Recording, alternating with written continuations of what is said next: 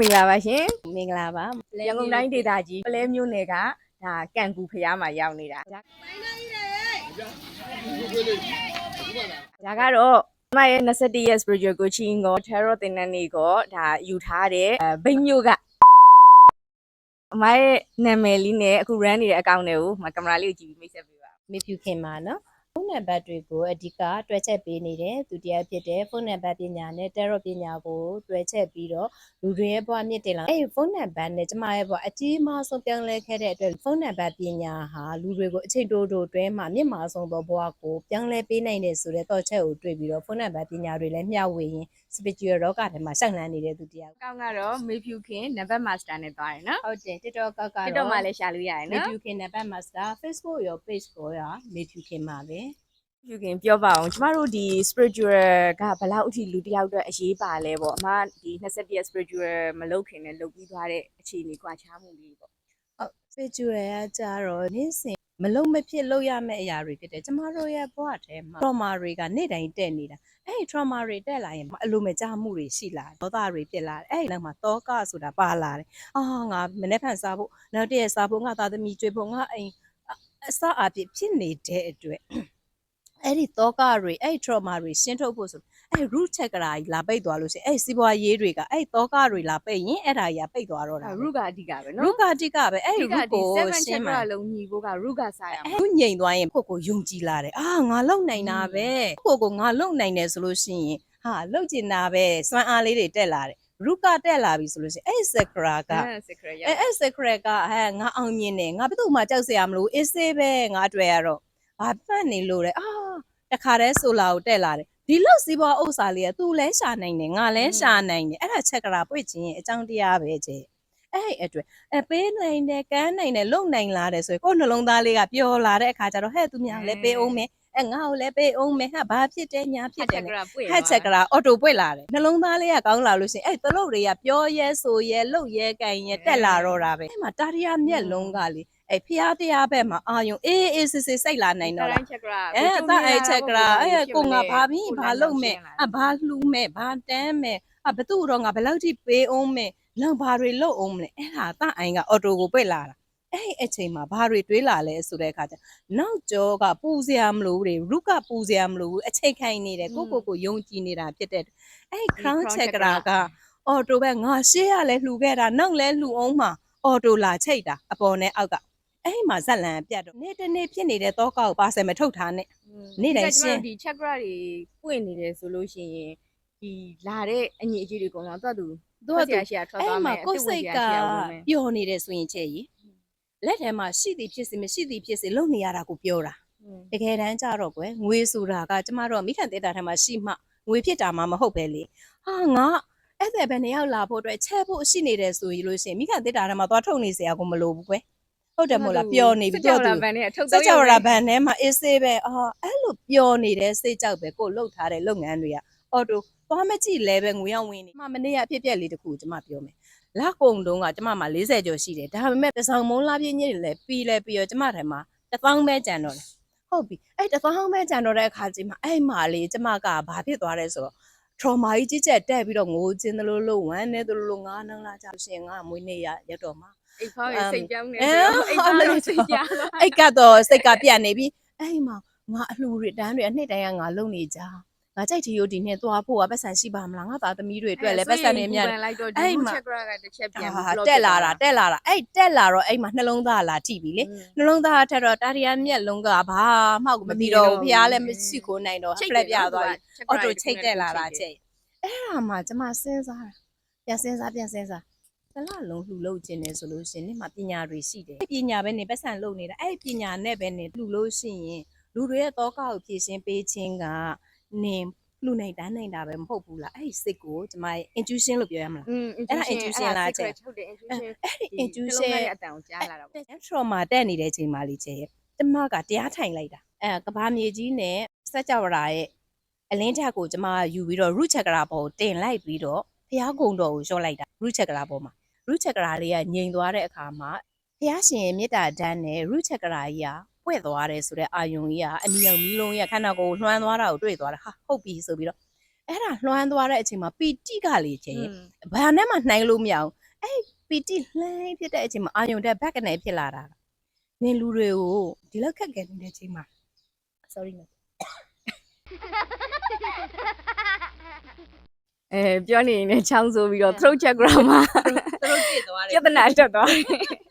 ်ဆိုတော့ခုန root chakra မှာပွင့်နေတယ်ဆိုလို့ရှိရင် root chakra ကပွင့်သွားတယ်ပီတိအဲ့ပီတိကခံစားလိုက်တဲ့အချိန်မှာလေချေဟာငါတခုလုပ်ပေးလို့ရတာပဲလူတွေဒီလောက်ခက်ခဲဖြစ်နေတဲ့အချိန်မှာငါသူတို့ရဲ့အခက်ခဲကိုတစ်ဖက်တစ်လမ်းကအကူအညီပေးတဲ့အနေနဲ့သူတို့ငါတာရော့ဖတ်ပေးမယ်အဲ့ဒီတာရော့ဖတ်ခြင်းငါရဲ့ကြီးမားသောပညာအလှပဲဆိုတဲ့အာယုံလေးတစ်ချက်ကိုရလိုက်တဲ့အချိန်မှာကျွန်မ post လေးကိုတင်လိုက်တယ်ငါဒီနေ့တော့9ယောက်ပေါ့free အခမဲ့ဟောပေးမယ်ဆိုတော့9ယောက်ကခဏလေးနဲ့ပြည့်သွားတယ်9ယောက်နဲ့ခဏလေးလူတွေအခက်ခဲဖြစ်နေကြတော့အခက်ခဲဖြစ်နေတဲ့လူတွေအများကြီးပဲဒါဆိုလို့ရှိရင်ငါဒီနေ့တော့ပေါ့ဒီဇင်ဘာအထိကိုငါရက်90လုပ်ပေးမယ်ဆိုပြီးတော့စိတ်ကအလိုလိုလှူခြင်းစိတ်အဲ့ဒါဆိုရင်မမေဖြူခင်ဘယ် Facebook ကိုလာပြီးတော့ဒါတော့ဖတ်ရမလဲဒါတော့ဖတ်ချင်လို့ရှိရင်မေဖြူခင် Facebook နဲ့ page ကတခါတည်းချိန်ထားတယ် TikTok ကနေပြီးတော့ဝင်လာမယ်ဆိုလို့ရှိရင်လည်းမေဖြူခင်ရဲ့ page တွေမှန်တော့မေဖြူခင်စီမှာအခုဒီဇင်ဘာ14ရက်အထိဒီဇင်ဘာ14ရက်အထိကိုအယောက်90 Terror Free ဖတ်ပေးမှာသွားမေးလို့ရတယ်နော်ဖတ်ပေးရင်တဲ့အခါကျတော့ပီတိတွေဖြစ်တာမနေ့ကဆိုလို့ရှိရင်ကျမကလက်မင်းချထားတာတနေ့ကို3ယောက်ပဲဖတ်ပေးမယ်ပေါ့ဒါပေမဲ့လောက်ပါအောင်ဆိုတော့ခက်ခဲဖြစ်နေတော့9ယောက်ဖြစ်သွားတော့ချေတခါတည်း flag ကိုပြတ်သွားအဓိကအဲ့ဒါပဲတည်တယ်ကျမတို့ကအခုတော်တော်များများဆိုကျမတို့လာမေးကြတယ်ဘာလို့မှမသိဘူးပတ်စံနေမရှိဘူးဆို business ဆိုတဲ့အရာကတော့လူတွေဘာခက်ခဲနေတာလဲအဲ့ဒါကိုဘာလုပ်ပေးနိုင်လဲဆိုတာကိုတွေးတဲ့နေရာမှာရှိတာအဲ့လိုကိုညီပေးလိုက်ရင်းနဲ့မှဒါစီးပွားရေးဆိုတာဖြစ်လာတာပဲเนาะတော်တော်များများဖြစ်နေကြတာကမနေ့ကကျမတွေးလိုက်တဲ့လူတွေရဲ့ပြဿနာကိုကျမတွေးရှိသွားတယ်အဲ့ဒါကသူတို့အလုံးလုံးနေနေလမ်းပြောက်နေကြတယ်ချင်းသူတို့ကြီးမားသောစီးပွားရေးလုပ်ငန်းတွေ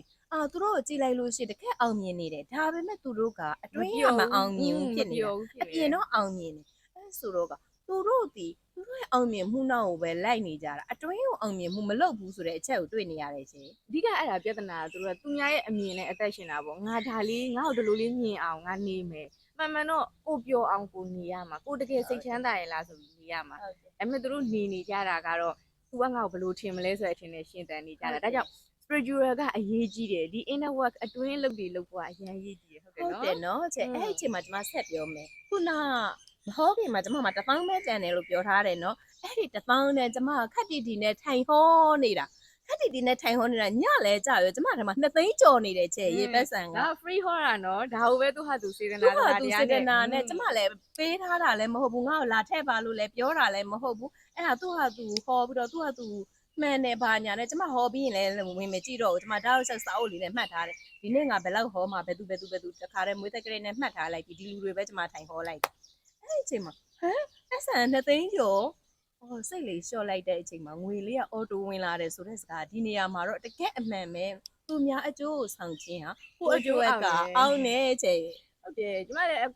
မနေ့က TikTok မှာကြည့်တော့တော်တော်လေးခွေးလေးတွေကိုလာပြစ်သွားတာတွေအဲ့လိုအများကြီးတော့အနှိမ့်ထားရုံနေမြင်ရတော့ကဘာကြီးကတဖြည်းဖြည်းပြက်လာတဲ့အချိန်မှာကျမတို့လူသားတွေကစိတ်ကောင်းနှလုံးကောင်းထားဖို့အရေးကြီးတယ်လို့ကိုယ့်ရဲ့အတ္တအတွက်နဲ့ကြိုးစားနေမယ်အစားလူများတွေဘာခက်ခဲဖြစ်နေလဲငါတို့ဘာတွေကူညီပေးရမလဲဆိုတဲ့ site ကနေရှင်းတန်လိုက်ရင်ဒ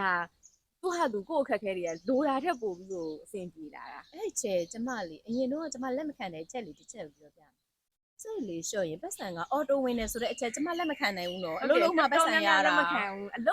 မှပတ်စံရတာဘယ်ပတ်စံရမှလဲဆိုပြီးထင်ကြတာကျမတစ်ချိန်လုံးလုံးလာတဲ့သူတွေငငယ်အကြောင်းပြီးတဲ့အချိန်အလုံးဝင်တဲ့အချိန်ကျမအလုံးတစ်ခုတည်းနဲ့ဘယ်တော့မှမနေဘူးဒီဘက်ကကျမထမ်းလို့ရှိရင်ဒီဘက်ကကျမကိုပိုင်စီးပွားရေးအထက်ချုပ်တာတွေလှုပ်ထားတယ်ဒီဘက်စာအုပ်ဆိုင်တွေဖွင့်ထားတယ်လို့ချေရဲ့ဒီဘက်ကအလှပြင်ဆိုင်ကျမလှုပ်ထားလို့ရှိရင်ဒီဘက်ကလှုပ်သမားနဲ့ run ပြီးကျမကြောင်းသွားပြီးပြန်လာရင်ကျမလှုပ်ဆဲရှိတာတောက်လျှောက်လို့တယ်ကျမစီးပွားရေးလုပ်ငန်းကို3-4ခုလုပ်တဲ့သူအမြဲတမ်းအဲ့အတွက်ကျမကအလုပ်လုံးမှပတ်စံရတဲ့သူလေးချေဒါပေမဲ့ spiritual လောကထဲကိုရောက်လာတဲ့အချိန်မှာစိတ်လေးလျှော့ရင်ပတ်စံရတယ်ဆိုတဲ့စကားလက်မခံနိုင်ပဲအခုကျတော့ကျမစိတ်ပဲလျှော့တော့တယ်လုံးမလုပ်ဘူးလားဆိုတော့ကျမပညာတွေဖြည့်ကျခြင်းလူတွေအတွက်ဘာတွေလိုနေလဲလိုအပ်ချက်ကိုဖြည့်ပေးခြင်းပဲကျမအာရုံစိုက်တော့တယ်ရှူတောင်လေးပြောင်းလိုက်ရင်ပတ်စံလွယ်လွယ်ဝင်လာတာပဲတို့မြန်မာပတ်စံကချင်းသိနေဆိုတော့ခြေထောက်၄ချောင်းနဲ့ကောင်ကိုတို့ချင်းတစ်ချောင်းမရှိလူကလိုက်ရင်မမီဘူးတဲ့လိုက်ရင်ဝေးတယ် အဲ့တော့ချေရီအဲ့ခြေထောက်လေးချောင်းနောက်ကိုလေကျမလိုက်ပူတာပေါ့ချေရီလိုက်တာသူပြေးတာကျမလိုက်မနိုင်တော့လို့ကျမထိုင်ပြီးတော့ငိုပြီးတော့ဒီ spiritual လောကထဲကိုရောက်လာတာ ကျမအမြဲတမ်းပြောနေကြစကား chase မလုပ်နဲ့လှမ်းပြီးတော့ attract လုပ်ဆိုတာဒါက attract လုပ်ခြင်းက spiritual ပဲကို spiritual ကို inner work ကနေပြီးတော့လုပ်လိုက်မယ်ဆိုရင်အရာရာကကိုစီကိုလာချင်ကြမှာပဲ ဟုတ်တယ်နော်ချင်တော့အဲ့မှာပတ်စံဆိုတာကသူများရဲ့အခက်အခဲကိုဖြည့်ရှင်းပေးတဲ့နေရာနေလာတယ်ဆိုတာကိုသိကြပဲနော်ချေ ကိုကကိုဘေးနားမှာရှိတဲ့လူတွေကိုဘာဖြည့်ရှင်းပေးနိုင်တဲ့လူလဲကိုဘယ်လောက်ထိအသုံးဝင်လဲဆိုတာကိုရှာဖွေထားမယ်ဆိုရင်ချမ်းသာမှုဆိုတာဘာမှမခက်ခဲဘူး ဟုတ်တယ်နော်စိတ်ချမ်းသာရင်ငွေရအော်တိုကိုချမ်းသာပြီးတော့ဝင်လာတော့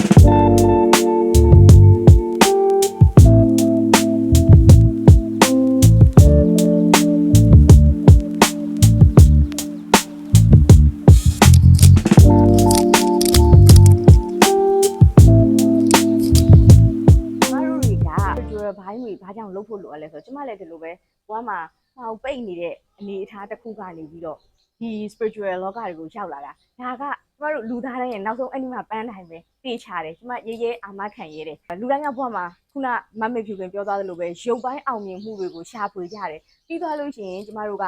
ဒီမှာမပျော်တော့ဘူး3 dimension ပေါ့ကင်တွယ်လို့ရတဲ့ရုပ်ပိုင်းက limit ရှိတယ်အဲ့မှာရက်တန်သွားကြတယ်ပြီးရင်ကျမတို့ကဒီ4 dimension 5 dimension မမြင်သေးတဲ့အုံနောက်ကကွာအသစ်ဆန်းတွေကိုသဘောကျတယ်မသိရသေးတာတွေကိုလေ့လာတာသဘောကျတယ်အဲ့ဒီအရာတွေကိုစက်ပြီးတော့သိလာတဲ့အခါမှာဘဝကတစ်ဆင့်မြင့်လာတယ်နေပျော်လာလို့ခံစားရတယ်ဒါဗုဒ္ဓဘာသာအယူနဲ့ပြောရင်တော့ကျမတို့ကနိဗ္ဗာန်ဒီအဲ့ဒီမှာပန်းနိုင်မှမလို့ချင်တော့တဲ့စိတ်ကအရာအလုံးပြည့်စုံတယ်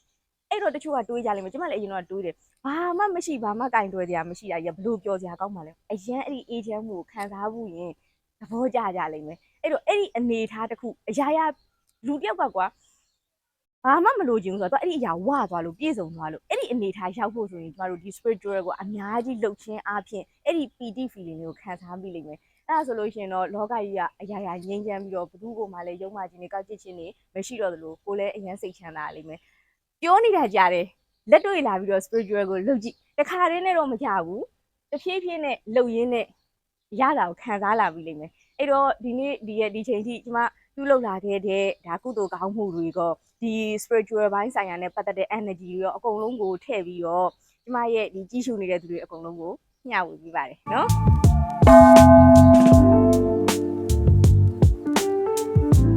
ဒါကတော့မဟာပထဝီမြေကြီးကိုတည်ထားတဲ့အစီအစဉ်ပေါ့